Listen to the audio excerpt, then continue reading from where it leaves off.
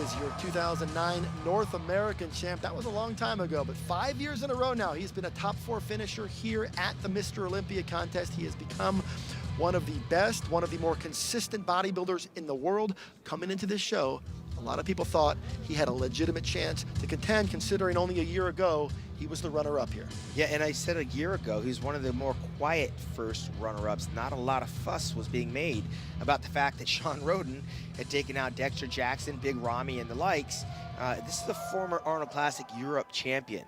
Shawn didn't just fall into first place. He's been a work in progress, but right here this weekend, he's taken a couple of steps backwards. I have to probably attribute some of that to the stresses of the business of bodybuilding in terms of competing, traveling, and then also putting on some extra weight. On the positive side, though, this guy's physique just flows beautifully, and that's what's earned him these top spots for the last few years. This is a guy who presents his physique in a very artistic way, and what we're going to do now is we're going to sit back and let you watch the posing routine of last year's Olympia runner-up Shawn Rhoden.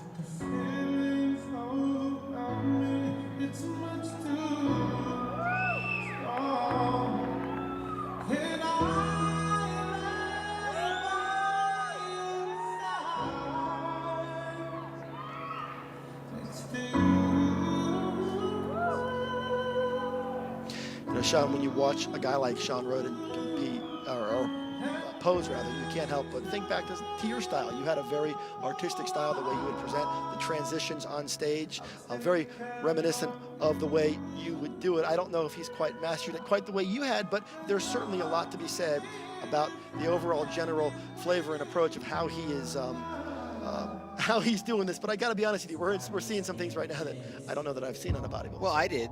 Kai Green is one of those guys that he's a performer, and Shawn's trying a few things that are a little bit different and uncharacteristic.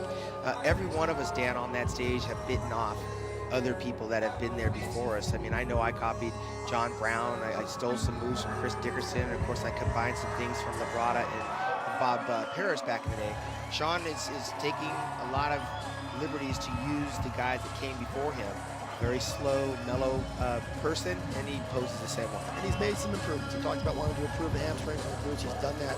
It's really the upper back density and the detail. That's the area that he's needed to improve to kind of take that next step. And the question is, has he done that? Well, it's not just the back. I mean, the triceps are very slight, and the thighs at times are very soft and smooth. There's a few things. He relaxes his stomach a little bit more than I'd like him to see on this stage. This is where you got to stay in very strong control and keep it tight at all times.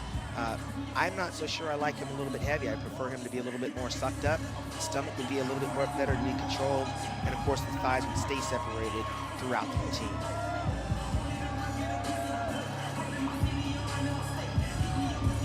But I got to give it to him that he did dry up from a day ago. And again, when you pose like this, it makes your muscles more controlled and helps them get more separated, so that by drying out and rehydrating just a little bit, you can show those improvements in just a matter of 24 hours.